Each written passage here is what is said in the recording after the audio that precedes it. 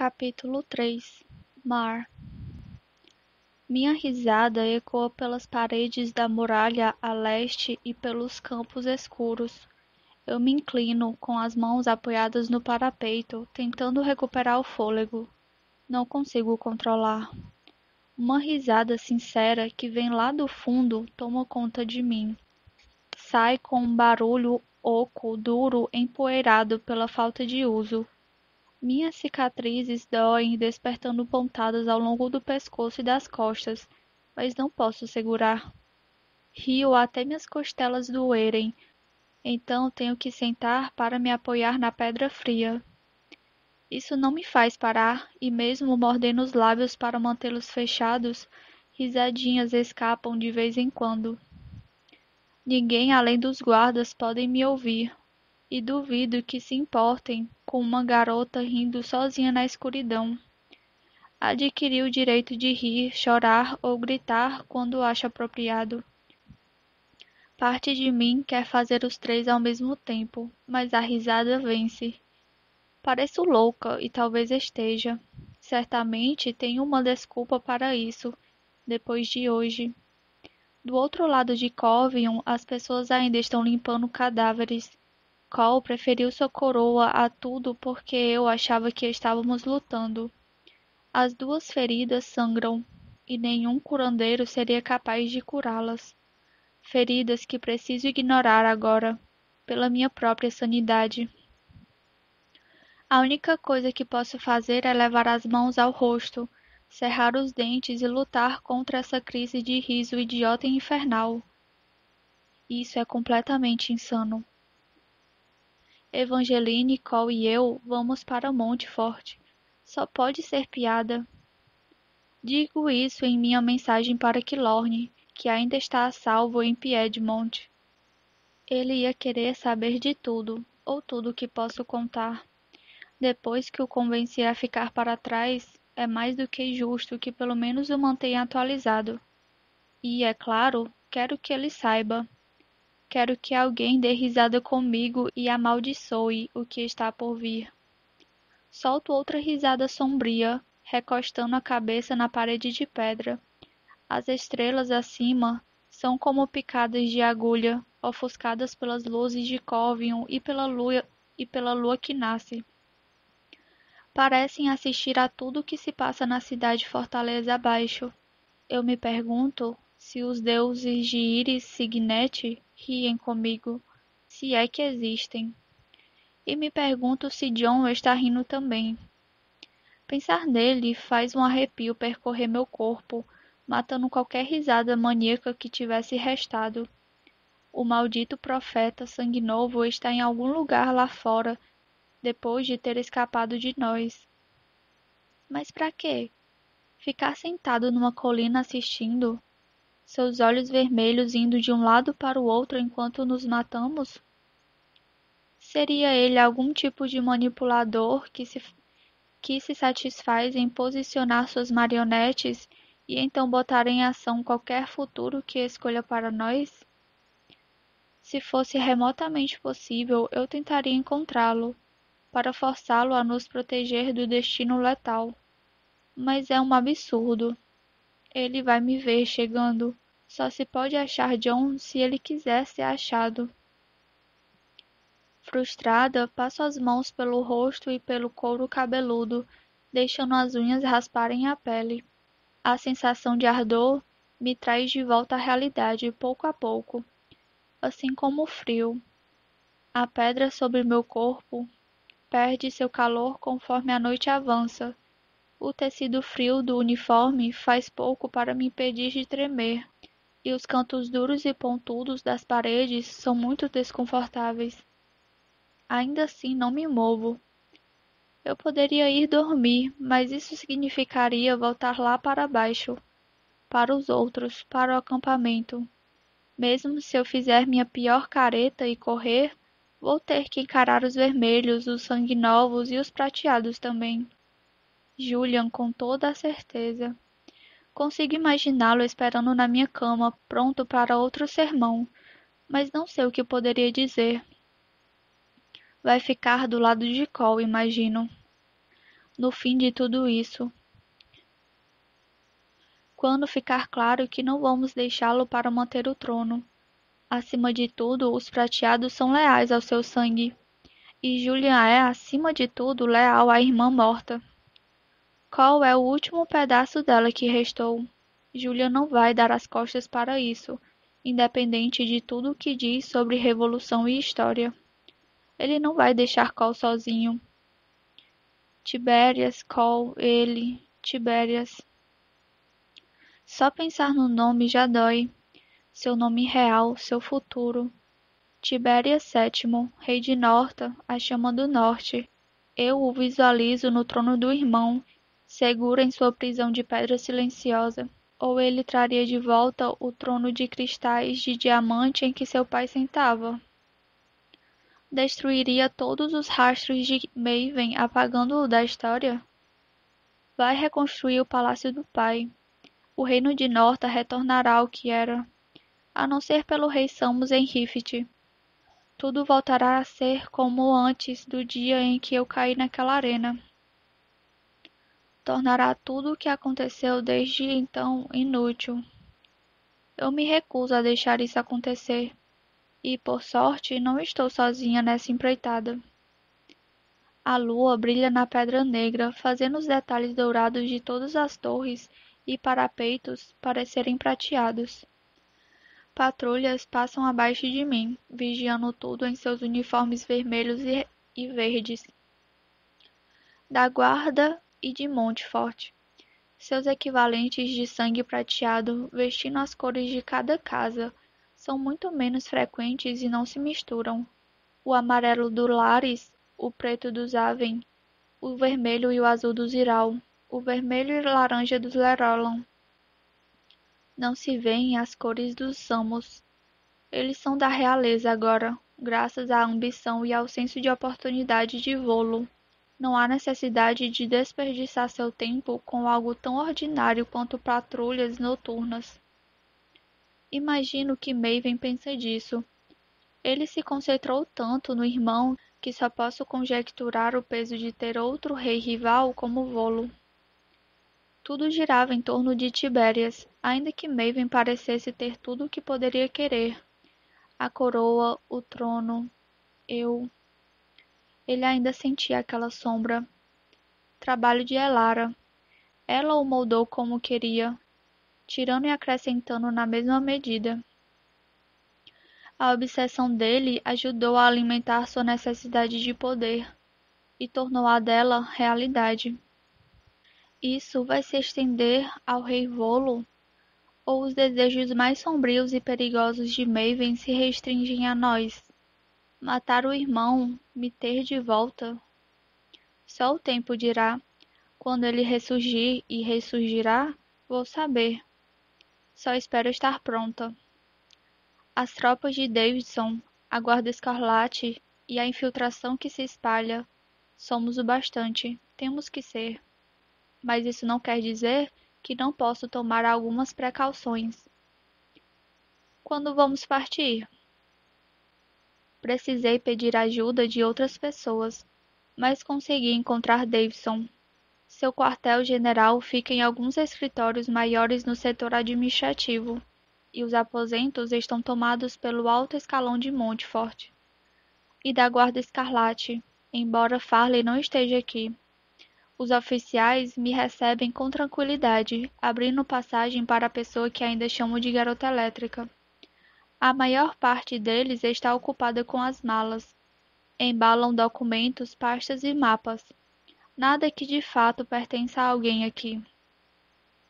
Informações que pessoas mais inteligentes que eu vão devorar.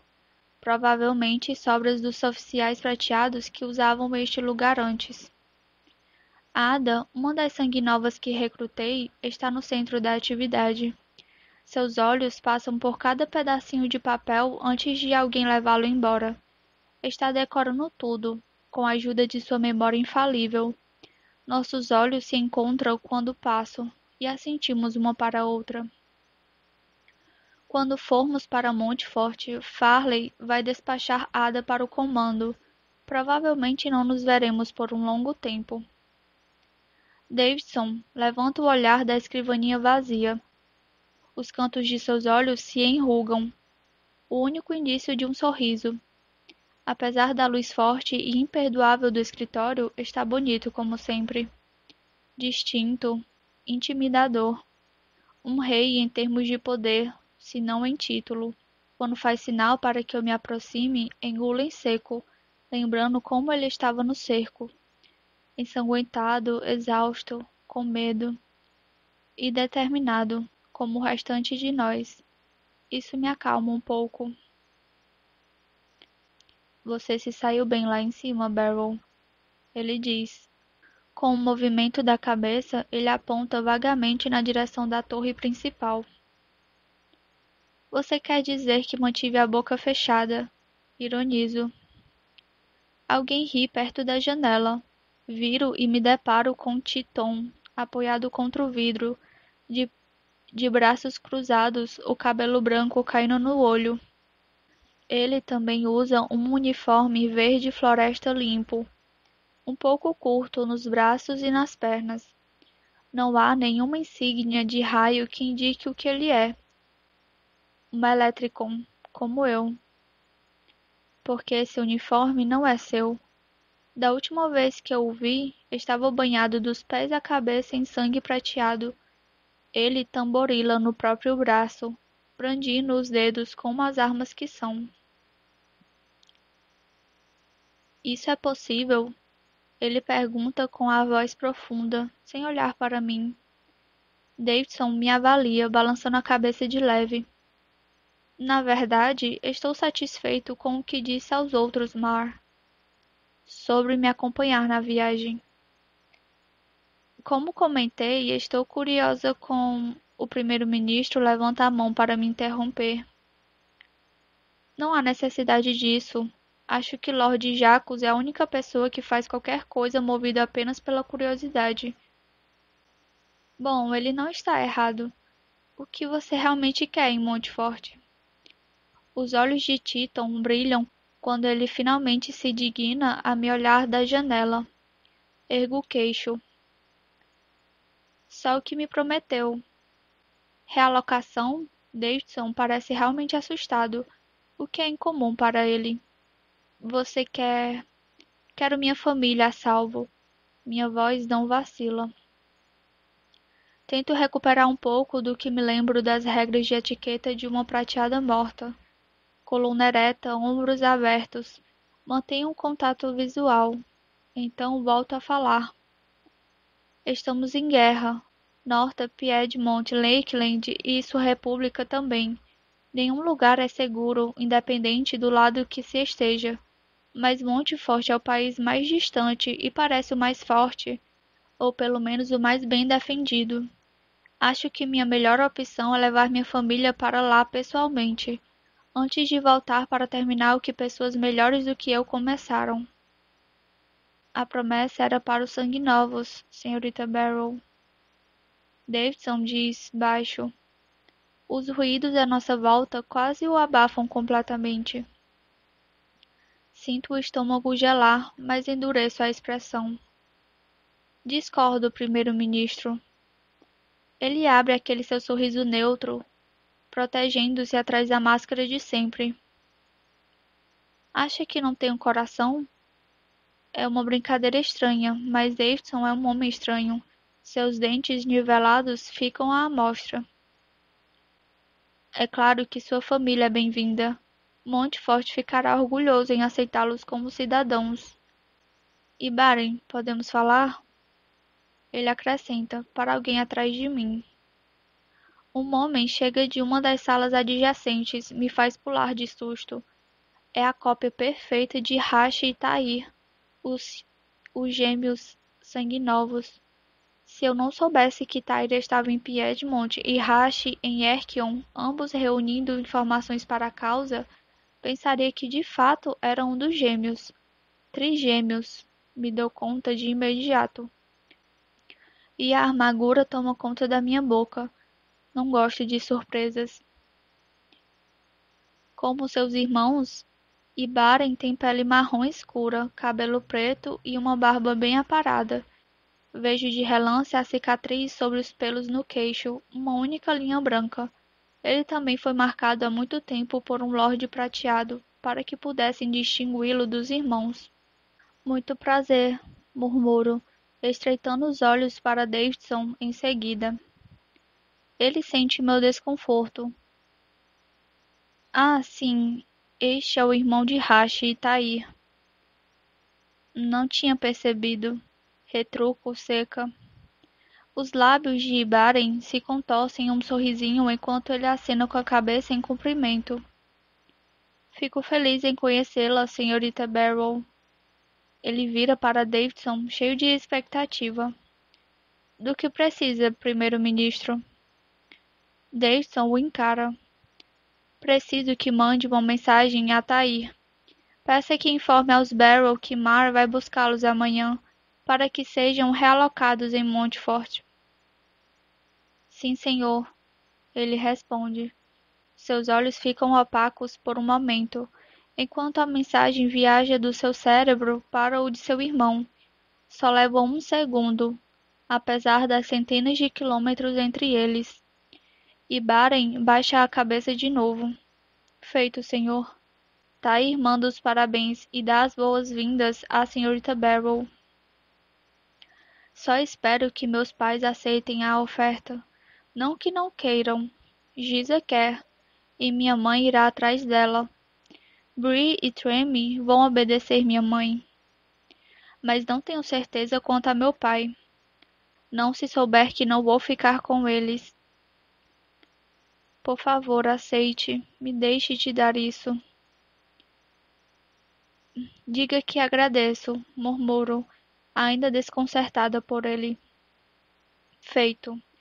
E Baren repete. Tair disse, de nada.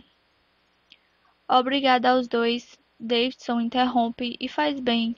Os irmãos podem se comunicar a uma velocidade enlouquecedora, embora seja pior quando seus cérebros conectados estão lado a lado. E Baren assente, aceitando a dispensa antes de sair para continuar seu trabalho em algum outro lugar. Tem mais algum deles sobre quem você gostaria de me falar? Sibilo, me inclinando para a frente para ranger os dentes para o primeiro-ministro. Ele não dá corda para minha irritação. Não, mas bem que eu queria ter mais deles à disposição. Davidson suspira. Eles são engraçados. Em geral, os rubros têm correspondentes entre os prateados, mas nunca vi nenhum como eles. O cérebro deles é diferente de qualquer outro. Consigo sentir. Titon murmura. Lanço um olhar afiado para ele. O modo como diz isso é perturbador. Titon só dá de ombros. Viro para Davidson, ainda irritada, mas incapaz de ignorar o presente maravilhoso que me deu. Obrigada por fazer isso.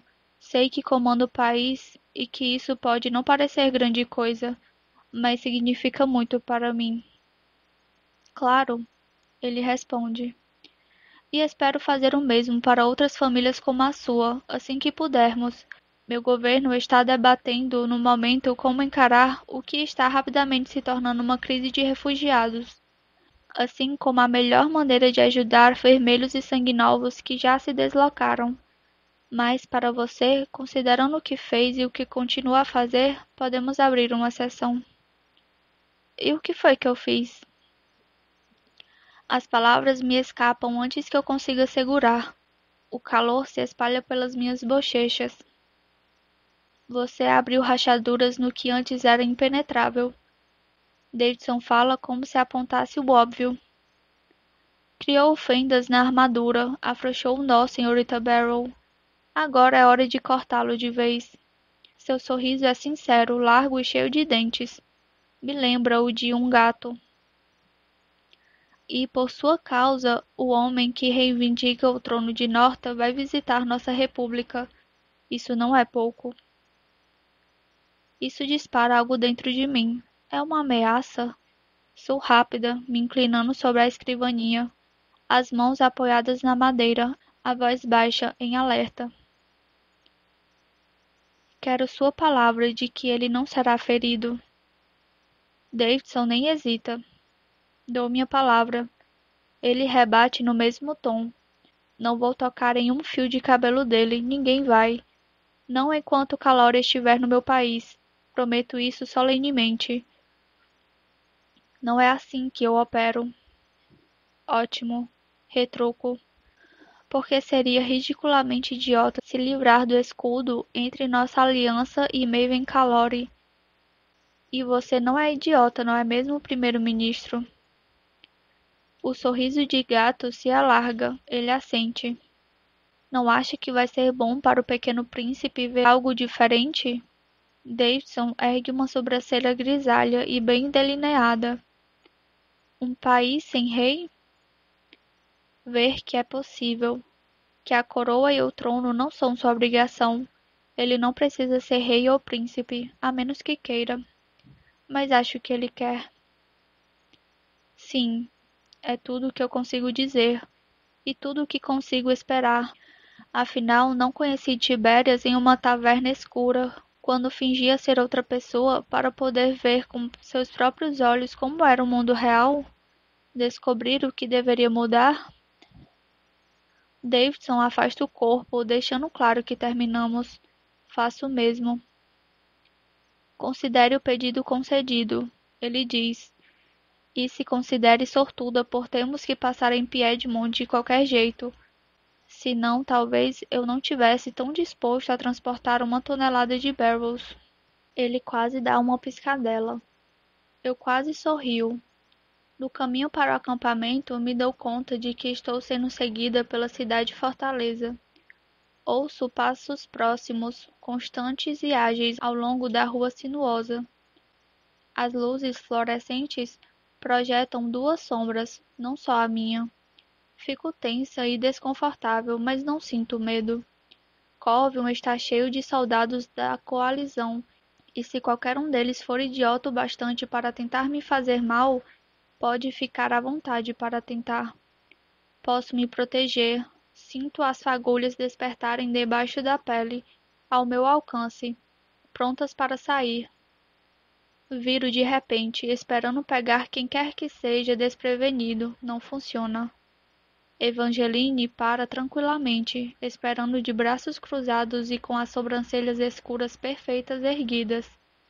Ela ainda usa sua armadura suntuosa, do tipo que é mais apropriada para a corte do que para a batalha. Mas está sem coroa. Costumava passar o tempo livre confeccionando tiaras e diademas de qualquer metal em que conseguisse pôr as mãos. Agora, quando tem todo o direito de usar uma, sua cabeça está vazia. Segui você por 2 setores da cidade, Barrow, ela diz, balançando a cabeça. Achei que você fosse uma ladra ou algo do tipo. A risada incessante de antes desperta e não consigo evitar sorrir enquanto solto o ar. Seu tom afiado é familiar, e qualquer familiaridade me traz conforto no momento. Não mude nunca, Evangeline. Um sorriso rápido como uma faca perpassa seu rosto. Claro que não. Por que mudaria algo perfeito? Bom, não quero ficar no caminho entre você e sua vida perfeita, Alteza. Digo. Ainda sorrindo, dou um passo para o lado, abrindo passagem para ela. Pagando para ver. Evangelino Samos não me seguiu para trocarmos insultos. Seu comportamento na Câmara do Conselho deixou seus motivos muito claros para mim. Ela pisca, e um pouco de sua audácia se desfaz. Mar, Evangeline diz, mais suave agora, um pedido. Mas seu orgulho não permite que implore. O maldito orgulho prateado. Ela não sabe como se curvar, ninguém nunca lhe ensinou, nem deixaria que tentasse. Apesar de tudo o que aconteceu entre nós, sinto uma pontada de dor no coração. Evangeline foi criada na corte prateada, nascida para conspirar e ascender, para lutar com tanta garra quanto protege seus pensamentos. Mas sua máscara está longe de ser perfeita. principalmente quando comparada à de Maven. Depois de meses lendo as sombras nos olhos dele, vejo os pensamentos de Evangeline refletidos nos dela, claros como o dia. Ela irradia dor, anseio, parece um prateado enjaulado e sem chance de escapar. Parte de mim quer deixá-la assim, até que se dê conta do tipo de vida que costumava querer. Mas preciso acreditar que não sou tão cruel, e não sou idiota. Evangeline Samos seria uma aliada poderosa. Se eu tiver que comprar sua lealdade, que seja.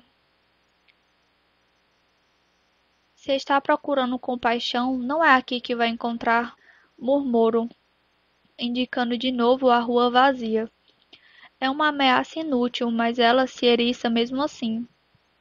Seus olhos, que já são pretos, escurecem ainda mais. A provocação funciona, colocando-a contra a parede, forçando-a a falar. Não quero nem um pingo de compaixão vinda de você, Evangeline solta. As extremidades de sua armadura ficam ainda mais afiadas com a raiva. E tampouco a mereço. Definitivamente não, rebato. Então você quer ajuda? Uma desculpa para não ir a Monte Forte com o resto do nosso grupinho animado? O rosto de Evangeline se contorce em um outro sorriso mordaz. Não sou tão idiota a ponto de ficar em dívida com você. Quero propor uma troca. Não altero minha expressão, mantendo os olhos fixos nela. Procuro demonstrar um pouco da neutralidade serena e impenetrável de Davidson. Achei que pudesse ser isso. É bom saber que você não é tão burra como as pessoas parecem pensar. Então como vai ser? Pergunto, querendo andar logo com isso. Vamos amanhã mesmo para Piedmont e em seguida para Montfort. Nossas farpas habituais não podem se estender por muito tempo. O que você quer? As palavras ficam entaladas na garganta dela. Evangeline passa os dentes pelos lábios, tirando um pouco do batom roxo.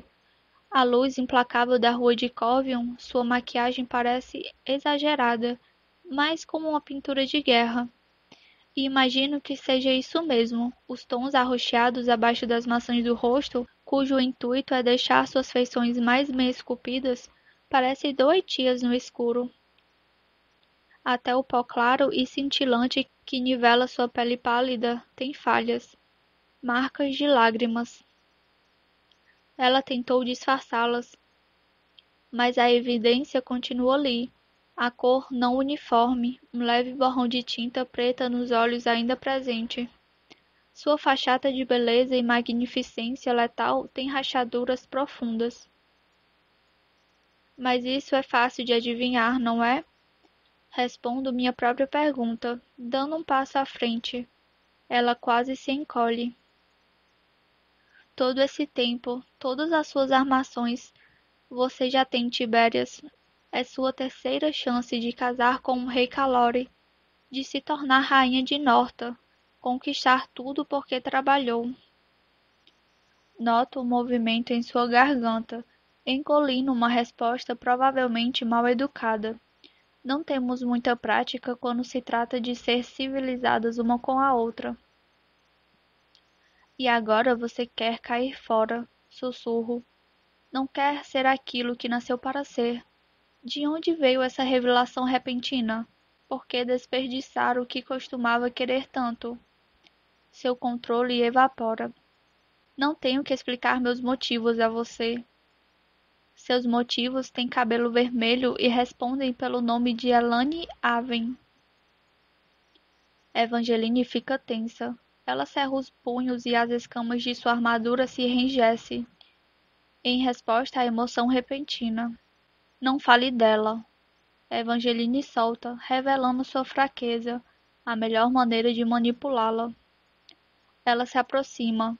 É uns bons centímetros mais alta que eu, e sabe utilizar essa vantagem muito bem. Com as mãos na cintura, os olhos brilhando e os ombros estendidos, fico completamente à sua sombra. Observo-a, inclinando a cabeça. Então você quer voltar para ela, mas acha que posso impedir seu casamento com Tiberias? Não pense tanto de si mesma, ela solta, revirando os olhos. É verdade que você é uma boa distração para os irmãos Calori, mas não tenho ilusões. Cole não vai romper o noivado. Maven talvez o fizesse. Você certamente contribuiu para sua decisão de me deixar de lado. Como se você tivesse mesmo intenção de casar com Maven. Digo a Evangeline com toda a calma. Vi mais do que ela imagina na corte. A família dela aceitou um rompimento bem demais. O reino de Rift estava previsto muito antes de eu influenciar Maven a fazer qualquer coisa. Evangeline dá de ombros. Eu nunca seria sua rainha depois que a Lara morreu. Perdão, depois que você a assassinou. Ela se corrige rápido. Pelo menos a mãe mantinha uma coleira no pescoço dele. Estava sempre de olho. Não acho que exista alguém que possa fazer isso agora, nem mesmo você. Assinto em concordância. Não há como controlar Maven Calori, ainda que eu tenha tentado. A bile sobe pela minha garganta com a lembrança. Minhas tentativas de manipular o rei menino, usando sua vulnerabilidade em relação a mim. Então Maven trocou a casa Samus pela paz, por Lakeland, por uma princesa tão letal quanto Evangeline, e provavelmente com o dobro da sagacidade. Me pergunto se Maven encontrou alguém páreo para ele em Iris Signet, uma ninfóide discreta e calculista. Tento visualizá-lo, agora, fugindo de Corvion para Lakeland, o rosto branco acima do uniforme preto e vermelho, os olhos azuis queimando em fúria silenciosa, retirando-se para um reino desconhecido, com uma corte desconhecida, sem a proteção da pedra silenciosa, com nada a exibir além do cadáver do rei de Lakeland. Isso me conforta um pouco, saber que ele fracassou tão espetacularmente. Talvez a rainha de Lakeland o mate de imediato, para puni-lo por ter desperdiçado a vida de seu marido no cerco. Não consegui afogar Maven quando tive chance. Talvez ela consiga. E você tampouco consegue controlar Cole. Não de tal forma que eu consiga o que quero. As palavras de Evangeline são como uma faca sendo torcida dentro de mim. Ele não vai me descartar por você, não com a coroa em perigo. Sinto muito, Beryl. Ele não é do tipo que abdica. Eu sei de que tipo ele é. Devolvo, sentindo o golpe com tanta força quanto ela sentiu o meu. Se minha vida continuar assim, com quase tudo que eu faço cutucando a ferida, duvido que vá algum dia cicatrizar. Ele fez sua escolha, ela diz, tanto para me punir quanto para deixar o ponto claro. Quando retomar Norta, e ele vai conseguir, vamos nos casar, para consolidar a aliança e garantir que Rift sobreviva, para conseguir com o legado de Volus Samus e seus reis de aço. Evangeline olha adiante para a rua escura. Uma patrulha passa pela avenida a alguns metros de distância, as vozes tão baixas e constantes quanto os passos. A Guarda Escarlate, a julgar pelos uniformes cor de ferrugem, a maior parte são uniformes vermelhos do Exército de Norta reaproveitados, com a insígnia arrancada. Duvido que Evangeline note. Seus olhos ficam vidrados enquanto pensa em algo distante, algo de que não gosta nem um pouco, a julgar pelo maxilar cerrado. E se você não casar com ele? Sugiro, trazendo-a de volta. É a coisa mais fácil e óbvia a dizer, mas ela fica branca, completamente perplexa. Seus olhos se arregalam, seu queixo cai com o choque. Impossível, Evangeline zomba. Não há como contornar isso. A única maneira seria fugir para Tiraxis, Siron ou qualquer fim de mundo que meu pai não consiga invadir. Ela acrescenta, rindo sombriamente da ideia. Nem isso funcionaria. Ele ia me encontrar aonde quer que eu fosse, para me arrastar de volta e me usar como fui feita para ser usada. O único caminho que vejo, a única opção que tenho, é muito simples. É claro que sim, Evangeline. Nossos objetivos são os mesmos, ainda que nossas motivações difiram, porque sei que vai dizer exatamente o que quero ouvir. As coisas vão ser mais fáceis se a Evangeline acreditar que foi tudo ideia sua. Não vai haver casamento se Cole fracassar. Evangeline continua olhando além de mim. Ela se força a dizer as palavras. São uma traição à sua casa, às suas cores, ao seu pai, ao seu sangue. Cortam-na fundo. Se Cole não for rei de Norton, meu pai não vai me desperdiçar com ele. E, se ele perder a guerra pela coroa, se nós perdermos, meu pai vai estar distraído demais tentando manter o próprio trono para me vender a outra pessoa, ou pelo menos para me vender para algum lugar muito distante, distante de Elane. O sentido do que diz é claro. Então você quer que eu impeça Cole de recuperar seu reino? Ela me olha com desprezo, dando um passo atrás. Você aprendeu muitas coisas na corte prateada, Marlborough. É mais esperta do que parece. Não vou subestimá-la de novo, e é melhor que não me subestime. Enquanto fala, sua armadura desliza, se reformando e retorcendo pelo corpo. As escamas encolhem e rastejam, como os insetos da mãe, cada uma delas um ponto brilhante, preto e prateado. Evangeline transforma a própria roupa em algo mais substancial, menos imponente.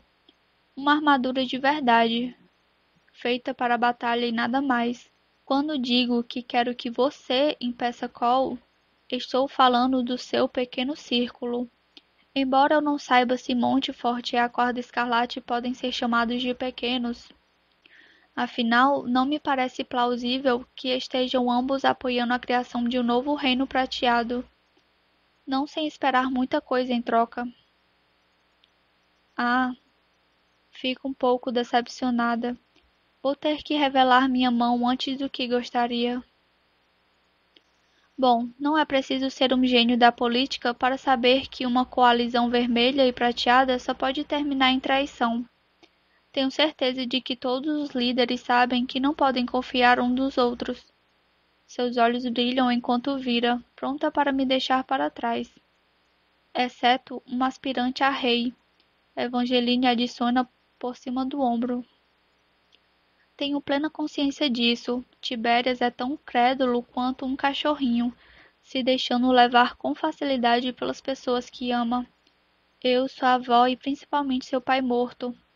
Ele persegue a coroa por aquele homem em função de um elo que nunca se rompeu, enquanto sua confiança, sua coragem e seu foco obstinado o tornam forte, também o cegam fora do campo de batalha. Ele pode prever o avanço de exércitos, mas não os planos de outras pessoas. Não quer ou não consegue ver as maquinações à sua volta. Não viu antes e não vai ver no futuro. Ele certamente não é Maven, murmuro, mas para mim mesma. Ele certamente não é. Evangeline repete, e as palavras ecoam pelas paredes de pedra de Corvium. Em sua voz, ouço as mesmas coisas que sinto: alívio e pesar.